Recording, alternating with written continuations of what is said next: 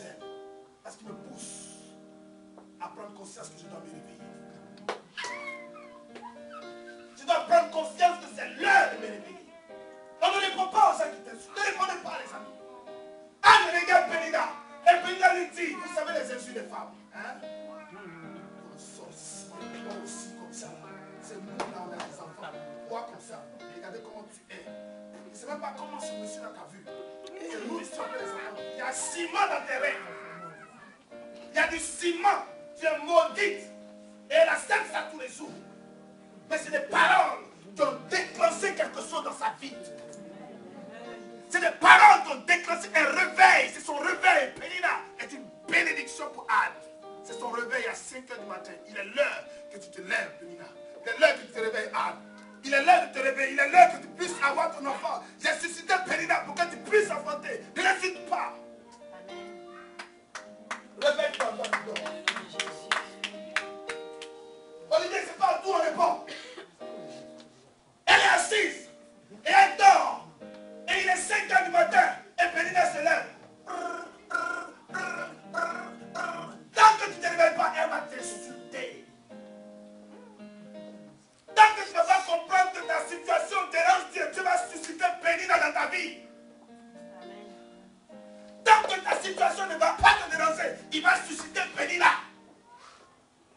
Alors tous les jours, elle insulte. Son pain au chocolat, c'est Anne. Son cyclone, c'est Anne. Son père, c'est Anne. Et elle insulte Anne à longueur de journée. Et Anne pleure devant les hommes. Elle pleure. Tant que tu vas pleurer devant les hommes, la situation ne va pas changer.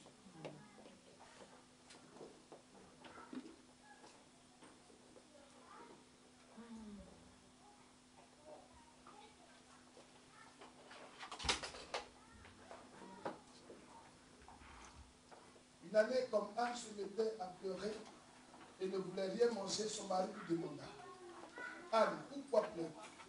Pourquoi ne veux-tu rien manger? Pourquoi es-tu si triste? Est-ce que je ne vaux pas mieux pour toi que 10 fils? Amen. Les gens voyaient les pleurs de Anne. Tous les jours, son mari voyait ses pleurs. Et Anne, Pénina était à côté d'elle et elle rigolait. C'est bien ça. Vous savez, quand ton ennemi voit tes pleurs, quand ton ennemi voit ta manière de pleurer, quand ton ennemi voit ta manière de souffrir, ça apporte la joie dans son cœur. Alléluia. Tu ne dois jamais pleurer devant ton ennemi.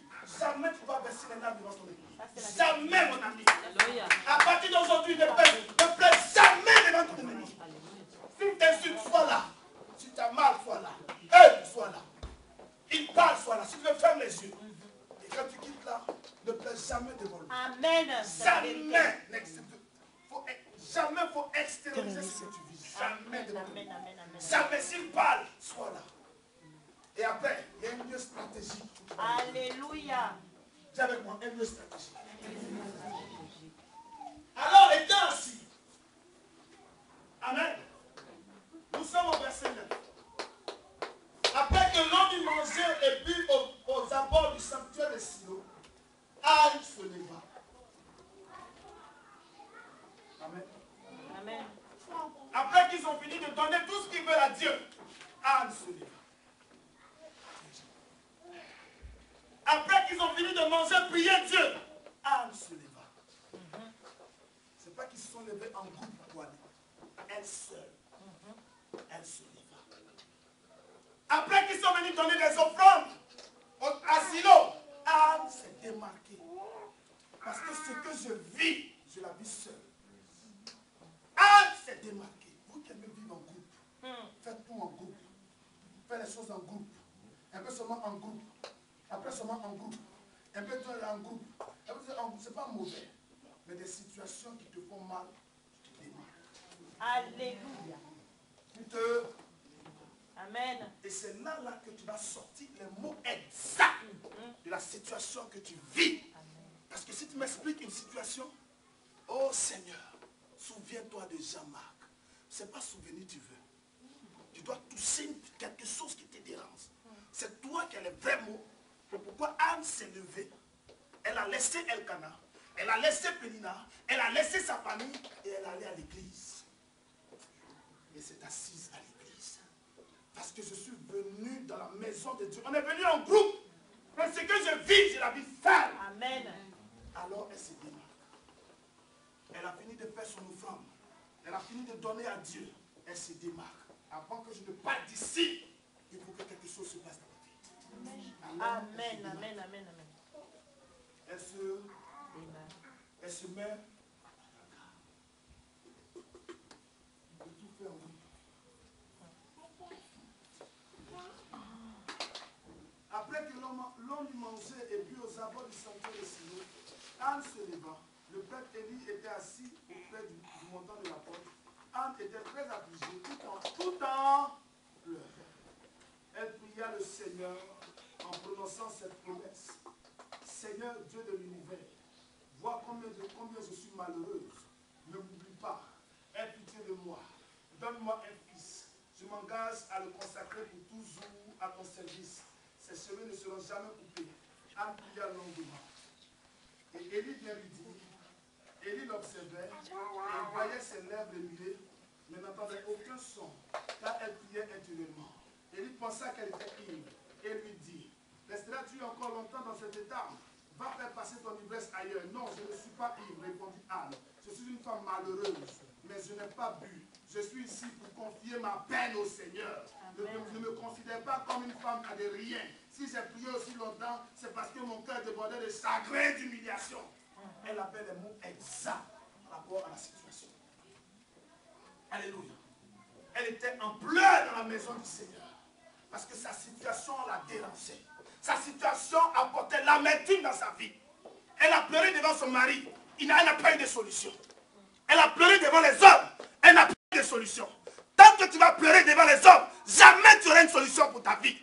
Alors elle décide de se démarquer. Elle arrive à l'église et elle commence à pleurer devant Dieu. Et l'homme de Dieu la regarde. Il dit, qu'est-ce qui se passe? Elle dit, j'étale mon cœur devant Dieu. Je lui dis. C'est pourquoi ce matin, je dis, parle à Dieu. Ne te retiens pas, parle à Dieu. Elle ne s'est pas retenue un seul instant. Parce que tant que tu vas te retenir devant Dieu, ta vie ne sera pas sujet de bénédiction. Amen. Elle pleure.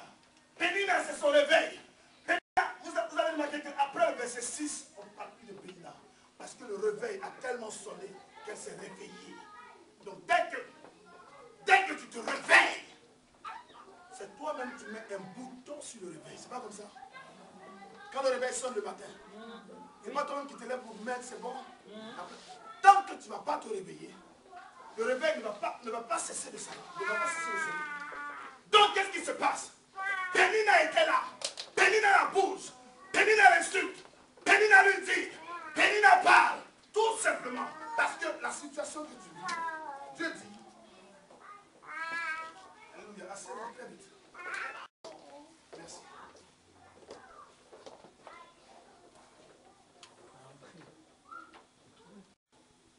Alléluia. Amen. Amen. Est-ce que tu comprends, Jean-Marc? Est-ce que vous comprenez? Amen. Est-ce que vous comprenez? Ingrid, elle était stérile. Son mari l'aimait. Non seulement son mari l'aime, mais son mari lui donne tout le confort qu'il faut pour qu'elle puisse vivre très bien sur la terre des hommes. Mais son regard n'était pas posé dessus. Parce que j'ai un but à atteindre. J'ai une vie à vivre. Il y a une situation qui me dérange. Le Seigneur dit, ma volonté, je veux que tu prospères à tous égards.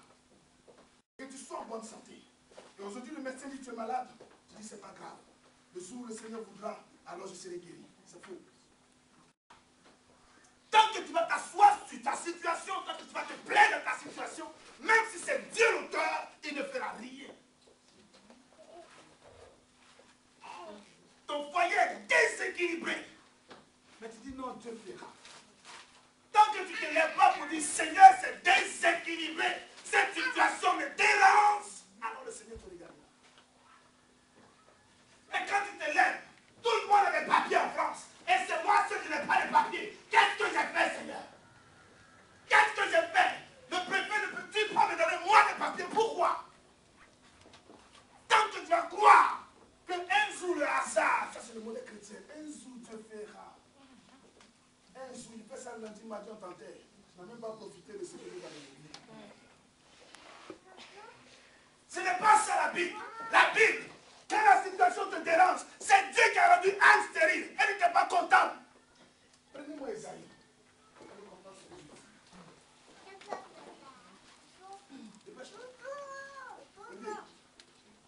Prends-moi Esaïe 41.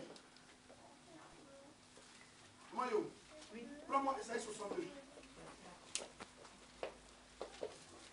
Jean-Paul, prends-moi Somme 126. Esaïe 41, verset 8 à 13. Mayo, Esaïe 62, verset 1 à 5. Et Somme 126, verset 5 à 6. Que Dieu te bénisse, Papa. Dieu t'a pris quoi? Esaïe 41, 8 à 13, dis quoi? Lis-moi cette parole.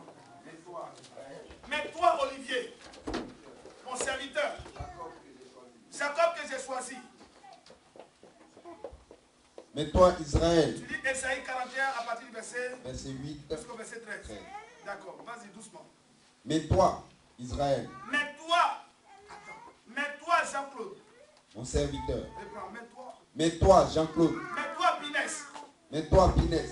Mais toi, Joël. Mais toi, Joël. Mais toi, Peggy. Mais toi, Peggy. Mais toi, Olivier. Mais toi, Olivier. Vas-y. Mon serviteur. Jacob, que j'ai choisi. Oui. Race d'Abraham, Oui. que j'ai aimé. Oui. Toi, Toi, que j'ai pris que j'ai pris. aux extrémités de la terre. Toi que j'ai pris dans la boue. Toi que j'ai pris dans la boue. Toi que j'ai pris dans la misère. Toi que j'ai pris dans la Toi misère. que j'ai pris dans les dettes. Toi que j'ai pris dans les dettes. Au bout du monde. Au bout du monde. Continue. Et que j'ai appelé d'une contrée lointaine. À qui j'ai dit, Qui j'ai dit? tu es mon serviteur. Tu es ma fille. Tu es ma fille. Tu es mon enfant. Tu es mon enfant. Tu es ma servante. Tu es ma servante. Tu es mon serviteur. Tu es mon serviteur. Continue. Je te choisis Je te choisis. et ne te rejette point. Je ne te rejette point. Ne crains rien, Ne crains rien. car je suis avec toi. Car je suis avec toi. Ne promène pas des regards inquiets. Ne promène pas les regards inquiets, Jean-Claude Pinès. Ne promène pas des regards inquiets, Jean-Claude Pinès. Ne promène pas les regards inquiets, Patrice. Ne promène pas des regards inquiets, Patrice. Vas-y.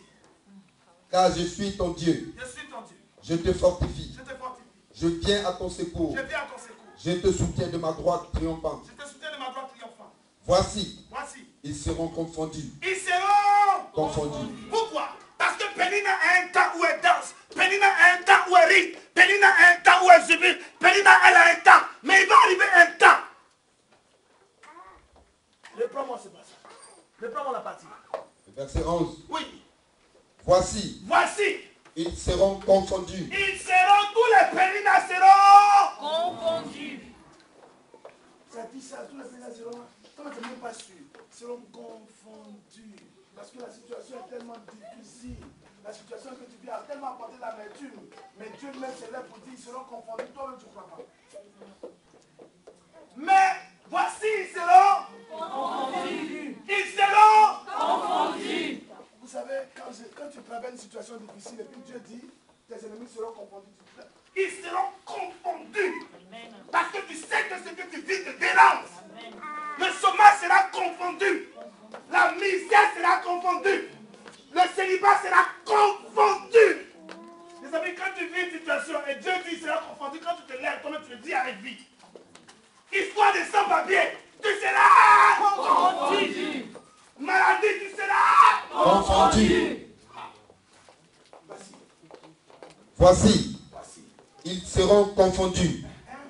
Ils seront couverts de honte. Ils seront couverts de Honte. Tous ceux qui s'irritent contre toi. tous ceux qui se moquent de toi, tous ceux qui s'irritent contre toi, tous ceux qui parlent mal de toi, tous ceux qui veulent ta déchéance, tous ceux qui veulent que tu tombes. Il dit voici, ils seront Confondus. Ils seront réduits à rien. Ils seront. Réduits à rien. Laisse-le parler.